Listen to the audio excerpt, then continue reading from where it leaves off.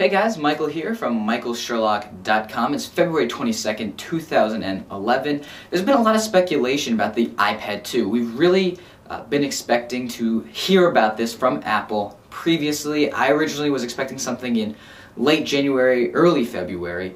Now it's looking like the announcement is going to be coming March 2nd. And if it's coming March 2nd, that kind of tells me that the launch is actually going to become a lot closer to the announcement than I previously expected, because I was always expecting a March launch. But if it's launching March 2nd, I expect within probably a week, maybe 2 weeks, that's when we'll actually see the iPad 2 shipping. So All Things Digital is reporting that an Apple Media event is set for March 2nd. Again, that's coming up next week.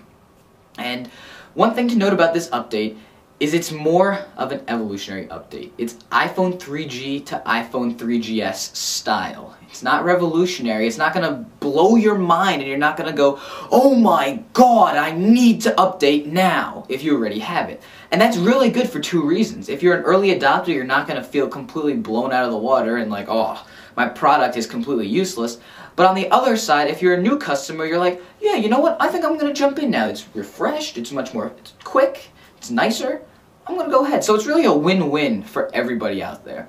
So let's talk about what this is going to be. First of all, the biggest reason why this is an evolutionary update as opposed to a revolutionary update is the screen technology. As I've said in my previous video on the iPad 2, there was no way that the iPad 2 was going to have a Retina display. And I'm sticking with it. It's going to have the same 1024 by 768 display. And it's going to be IPS, it's not going to be AMOLED, that's what it's going to be. But that's not to say they're not going to improve. Like I previously speculated, probably they're going to focus on better viewing. So they're going to work on a better anti-reflection coating as well as improving their anti-fingerprint coats onto that screen.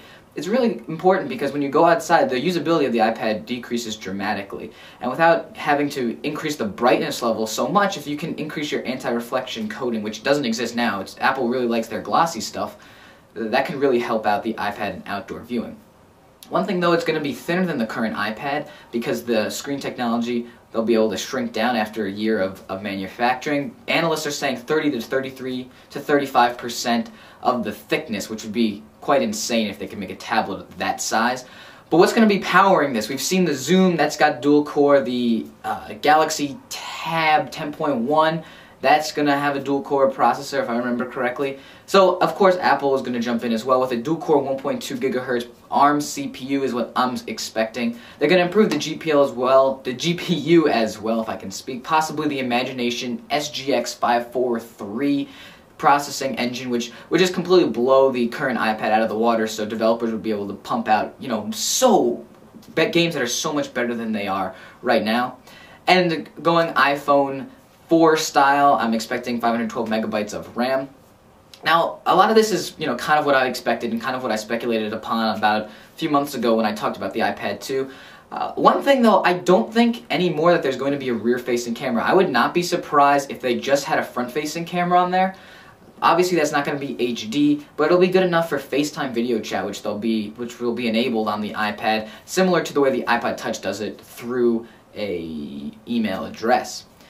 Now, one thing that, again, I've speculated upon this in the past, AT&T 3G and Verizon Wireless 3G options, but I don't think they'll be separate. I think you'll be able to buy it, and again, I doubt that this will be subsidized, like the current iPad is not subsidized for 3G models in the United States, because I think that they'll be one model that is 3G and one model that's just Wi-Fi. What do I mean by that? Well, if we look at the iPhone 4 Verizon Wireless model, the CDMA version, I believe iTerapart or one of those websites broke it down and actually looked at the chip that does this. It's a Qualcomm chip, and it actually is a GSM and CDMA radio on one die. So even though in the iPhone 4 it's just CDMA, I think Apple will be able to implement a very similar solution into the iPad. So if you want to activate it for AT&T, you can go ahead and do that. If you want to activate it for Verizon Wireless, you can do that. And if you want to, you can switch. So if you're in a good reception area for AT&T 3G, you can go ahead and use that because it's a little bit quicker. But then if you're traveling somewhere that doesn't have good 3G service from AT&T, you can switch it to Verizon Wireless. I think that would be a huge benefit for Apple consumers and iPad users out there because they could easily switch. And that would definitely make the $130 upgrade from Wi-Fi only to Wi-Fi plus 3G a lot more bearable because you have those choices. Again, you're not locked in. You don't have to choose a data plan if you don't want to use it, but then you can switch between the two. That's just some speculation that I have, but I think that would be, pretty incredible if they could do that. And inside of the Wi-Fi and Wi-Fi plus 3G, they'll be the same three models, 16, 32, and 64 gigabytes, probably at the same price points as there are now. And one thing I just want to speculate upon, I really doubt that there will be an iPad 3 with a Retina display this fall. That's not saying that obviously there will be, an iPad 3 in 2012, but I don't think that Apple is going to change their refresh cycle. They really like that 1 year. They do it with their iPods, they do it with their iPhones, and I'm pretty sure they're going to do it with the iPad as well. So if you're interested in the iPad 2, don't worry that there's going to be something new coming this fall with a Retina display, because that's probably not going to happen. Not only because it would be too quick and wouldn't fit that 1 year update cycle, but I think even this summer, fall, I still think a Retina display at 9.7 inches would still be way too expensive and would be way too taxing on the battery and the CPU.